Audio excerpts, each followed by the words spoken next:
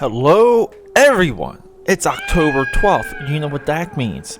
It is day 12 of the 31 Days of Dread, the Dream Warriors podcast annual event. I'm Peter A. DeLuca, your host, your boy, your horror fanatic aficionado, maybe even XXX expert. Let's hit that music and rock and roll. I'll be right back.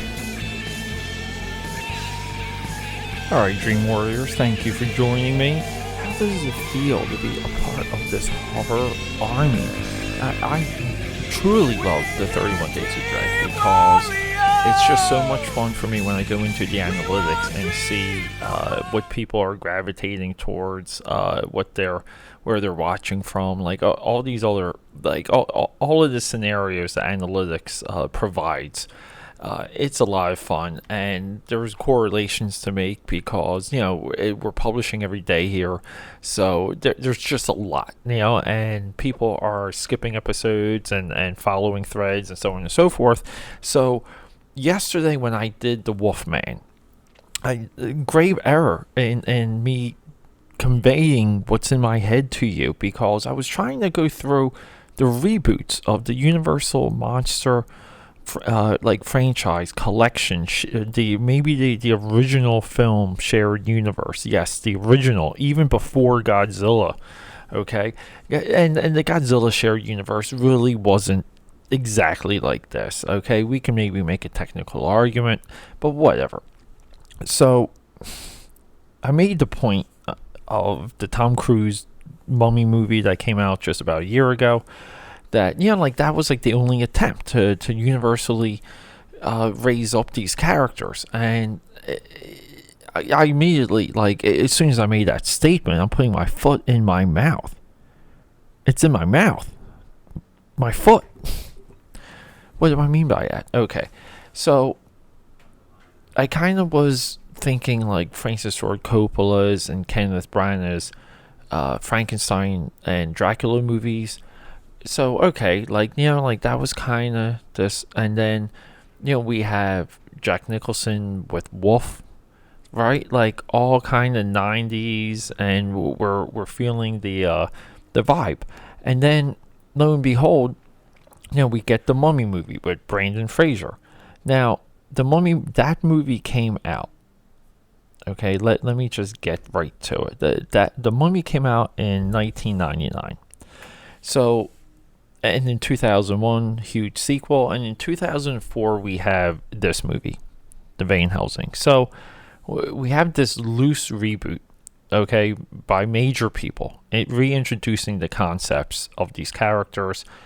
The Kenneth Branagh Frankenstein is so dead on, like it hurts. That's such a well-formed idea and piece. It's maybe like the best period Frankenstein movie, for it really feeling like it's in the era. Now, the only knock with that one, the major knock with Kenneth Branagh's Frankenstein, is the eels electrifying Robert De Niro to bring him to life. That's tough. But yeah, I mean, we kind of have this weird collection. So that's almost like a loose trilogy. And then we have Steven Sommers. This is the guy that directed Van Helsing. Okay, he brought everything back in 1999 with The Mummy. So The Mummy was part of a year. Okay, 1999 is maybe the most progressive year in cinema. It could be the final progressive year in cinema, meaning that these studios were swinging for the fences. They were throwing everything at one another, and this is because we're still dealing with Reaganomics. We're dealing with Reagan consumerism. It was a dot-com boom. People were just spending money. Now, okay, Reagan wasn't responsible for the dot-com boom. That was the Clinton era, but the economy was still trickling down, okay? And if anybody doesn't agree with trickle-down economics, just look at the Reagan electoral map for his second election, okay, when he was rerunning for president. Okay, if it wasn't working within 4 years, every single state is red. There's only like one or two blue states. But we don't do that here. We're talking movies. So these studios were in high competition going into the 2000s. And they took a chance with The Mummy. And this dude comes out of a movie, Deep Rising, which I have still yet to see. I have to do Deep Rising this year for the 31 Days of Dread. It has been on my list far too long. Deep Rising has been on my blockbuster list. And I'm too old. Okay? I need to watch it. It's been too long. So they give him The Mummy, and he brings in Brandon Fraser, brings in this everything they could do with CGI. Like every single possible effect was thrown into The Mummy. Okay, now last year we discussed The Mummy, and I might go back because I've maybe seen the movie twice since then. Probably The Mummy twice and The Mummy Returns another 2 times. The third one, I've tried watching. I can't even get to the Yetis in the third one, and that's the only part I want to see. And that movie will just put me to sleep. I don't know why, because I like the grown-up kid, the kids running the operation in the third one. But whatever. Oh, I'm talking Greek here. I'm even losing myself in this spiral. Welcome to welcome to Dream Warriors. This is what we do here. So we have Sixth Sense. We have movies like The Matrix. We have Star Wars Episode 1. Okay, Disney comes out with Tarzan. Again, insane effects for Tarzan. Glenn Keane's animation for Tarzan. With the computer operated camera movements. Okay. Innovative. Okay, we also had Phil Collins teaming up with NSYNC for a non-lyrical song. Maybe Disney's biggest mistake of the 90s. How do we not get songs with Phil Collins and NSYNC with lyrics? What are we doing? What? Okay. The Mummy's a huge hit. They give this guy the reins. He comes in with The Mummy Returns. That comes in, makes even more bank. He pulls in The Rock, okay, who was at that point formulating his film career to be the next Schwarzenegger, which now I would say The Rock has eclipsed Schwarzenegger by such a high degree. It's truly hard to fathom. And I know that's ridiculous, but does The Rock have like a Predator and a Conan? That's all he needs. And that dude is chipping away. He will get those. He will get those movies. Guarantee it. Okay. So Universal gives him like this trilogy, this third film, this Van Helsing. Now, I was at a licensing convention in 2004. I remember at the Javits Center, built by Donald Trump. I remember so vividly when this movie was hyped, and we were at, maybe it was like 2003. So we were able to see preview stuff of this movie a year out and get promo material, like that far in advance. And that's how much of a hustler I was then. I was just going to licensing conventions trying to get work. And, the anticipation and the arrival of this movie was huge. And it took, the articles, the tech, and look, I'm going from memory, but a lot of it was, we are taking what The Mummy started, we're going to go back to the core, and we're going to revitalize the Universal Monster legacy. Now, this is why I'm upset, because yesterday, during The Wolfman, I left this movie out. I left this movie out of the conversation, because this movie was attempt number 1 at a true Universal Studios monster shared universe. Okay, and I'm saying shared universe because that's just the term we're throwing away now for this. Okay, Tom Cruise just fell on his face and actually did the right approach. Because at one time, I think Cruise was supposed to be in Van Helsing, like a reboot, and then he goes from Van Helsing to The Mummy, and focus, because The Mummy right now is still the moneymaker. That's the one people remember. And that's a very good option to start the shared universe, which is what they later called the Dark Universe. Javier Bardem, Angelina Jolie, Johnny Depp, Russell Crowe, Tom Cruise. It's maddening what they were ready to do for this. I don't know who was going to be Dracula. Like I kind of forget. So the idea, it's easy to mash these characters together in like a .0 movie. Van Helsing does it with so much intent, with so much love, with true execution on all levels. Okay, I'm talking design, I'm talking costumes, I'm talking the coloring. Alan Silvestri, this is one of his all-time scores. Okay, this movie looks and feels a certain way. It is nothing but fun. It's crazy. It's a crazy movie to watch. Everyone hates it. Everyone hates this movie. I sat down. I was so angry after The Wolfman when this occurred to me. The next movie I was going to talk about was going to be The Descent 1 and Part 1, Part 2. And I pushed that aside. That's going to be tomorrow's episode 13. Day 13. Okay? Shout out. Little promo there. Okay. People just hate this movie. So I was so, like, it captured me. It captured me re-experiencing the Universal monsters. Seeing what they're doing with those movies and what they do with later movies, okay? Where it all starts to cross over. We still have Monster Squad in the conversation. Monster Squad solidified the idea that we can just mash them together and reintroduce them. So, 10, 15 years later, we get Van Helsing that takes the Monster Squad formula, subtracts the kids. We don't have the Goonies fighting monsters. We got Wolverine, the great Hugh Jackman, who's going to duel Dracula as a werewolf at the end of the movie. Okay, what am I missing here? What is not to love? This is a Domino's Pizza, Doritos, Pepsi, Bud Light consumption movie. If you don't have those things in front of you while you're watching this movie,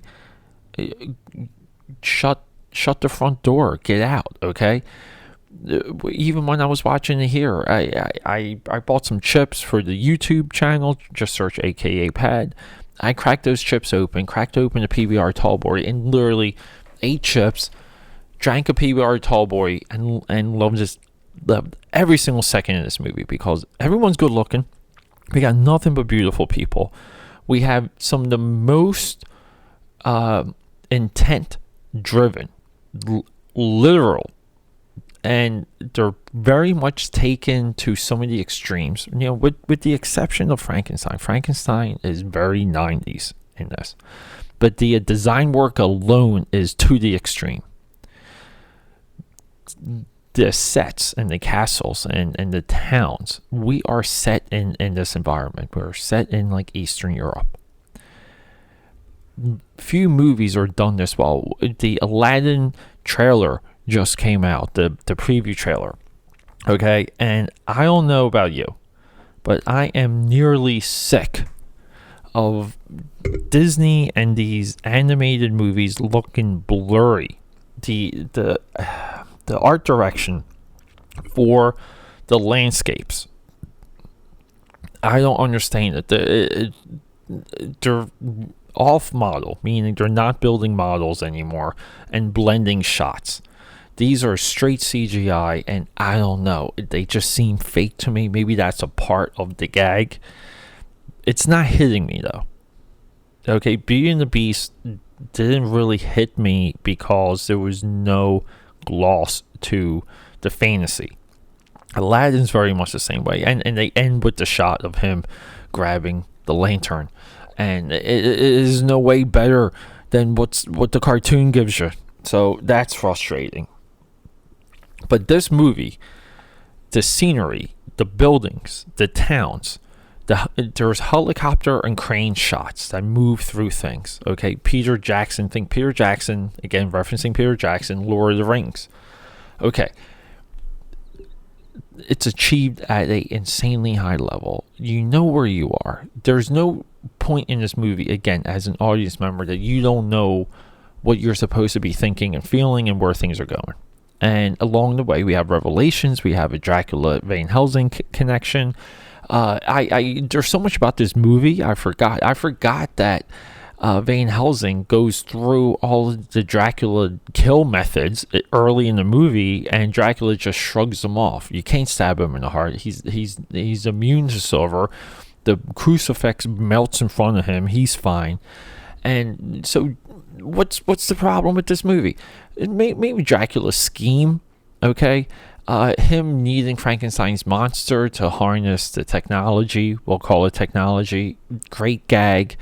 Does Dracula come through in this movie? I would say maybe that's that, okay? And I think it's Skarsgård, right, Liam? Skarsgård is let me just get his name real quick for you, right? It's oh jeez, I don't even why does IMDb never deliver when I click on something? I'm literally at the entire cast list and I don't see. Well, anyway, look, like maybe that was a piece of it. Maybe Dracula's portrayal, which is one of those things people want to. IMDb is completely useless sometimes. So I'm just getting upset just looking at this.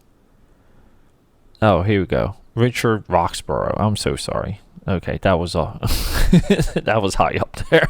Okay, I completely missed that. Okay, so Richard Roxburgh. Okay, the portrayal of Dracula, the idea of Dracula, maybe that is what takes you out of this movie.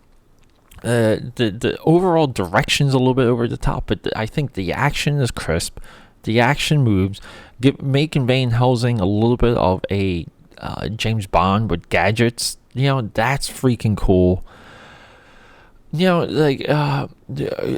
like the stakes, like you're not in fear of Van Helsing's life at all throughout the movie. I completely forgot that the movie opens with him in London killing Dr. Jekyll and Mr. Hyde. Like, oh my god, that was like even surprising. So look, it's difficult sometimes to jump back into that pool, especially if you remember this movie and you remember what your friends may have said and reviews you may have read and things you might have seen on Entertainment Tonight. God, I don't even know if that's still around. You could be wired a certain way to see this movie. There was so much of this movie that dumped out in my head that when I watched it last night, I was in complete joy. Because, again, like the Dr. Jekyll and Mr. Hyde in the beginning of the movie completely caught me off guard. It was like as if I was seeing the movie for the first time all over again. So this movie, even from like frame 1, act 1, scene 1, starts to build this universe. Now, the problem is that, it wasn't fully intended to, be this thing. Because they're killing people, they're killing characters that you even like the girl, she's hot, like the hot chick dies in this movie. Give her 10 sequels, they're connected to werewolves, so you can do things with that. But I don't know, I know a lot of people trash this movie. I think for the end of an era, the end of 90s style blockbuster, product-driven entertainment, meaning we have a toy line, we have an ice cream flavor, we have cigarettes, we have Van Helsing cigarettes there for you. This is a great cap. It's a great end cap to roll out the end of the decade. It really is. It's weird that this movie hasn't really resonated because it definitely holds up. The effects are amazing. Okay, again, done in 99, the effects hold up. The Frankenstein's monster, design-wise, is one of your biggest hits. You take it or you leave it. I really don't care. I like the twist that they put on, because every monster in this movie has a twist. There's a twist for the werewolf. There's a twist for Van Helsing. There's a twist for Dracula. There's a twist for Dracula's children. There's a twist for Frankenstein. It goes on and on. the Frankenstein twist is that he's completely intelligent, okay, and he's fully self-aware, and he's trying to prevent this thing from happening, this MacGuffin from going off. But I don't know, people. I will. This is like another Face-Off and Armageddon to me, or Con Air, where if you don't enjoy the film-going experience, it's hard not to love this movie. Okay, if you're some weirdo that can't get past sticking points, or these things you think have to make sense in the movie, like, oh my God, he said this and this happened. Okay, if you're that type of, if you're nitpicking, you're forcefully subtracting something out of your life, as opposed to sitting down and enjoying a movie. Because this movie is not like the previous movies I went through. This is not Body Melt. This is not Demon Wind. This is not Chopping Mall. Sorry, I laugh every time I say it. Chopping Mall or Funland.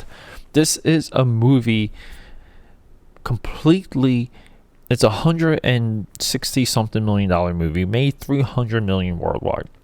This movie, it pulls all the resources of its day together, and I feel like makes something you can watch at any time.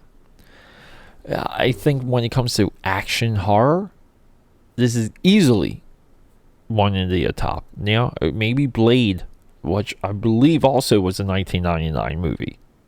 Okay, right? I gotta look that one up. I should know that. Oh my God, I really do hate it when I have to look things up in front of you people. Let's just see. Blade movie was made in 1998. Oh, just a bit outside. Okay. Just do me a favor. I'm pretty sure this movie's on Netflix. Watch it on Netflix. I already know you have a subscription, you scoundrel. Check out this movie. Have fun. Get a ton of popcorn. Eat this movie and then run out the door and go see Venom. Okay? Put the two together because they're the same. It's the same intent for these movies. They're there to entertain you. This is not Catcher in the Rye. Okay? It's not even Fight Club. Okay? It's important to connect to movies like this because it enhances these movies like Whiplash. Okay, I'm just pulling things out of the air.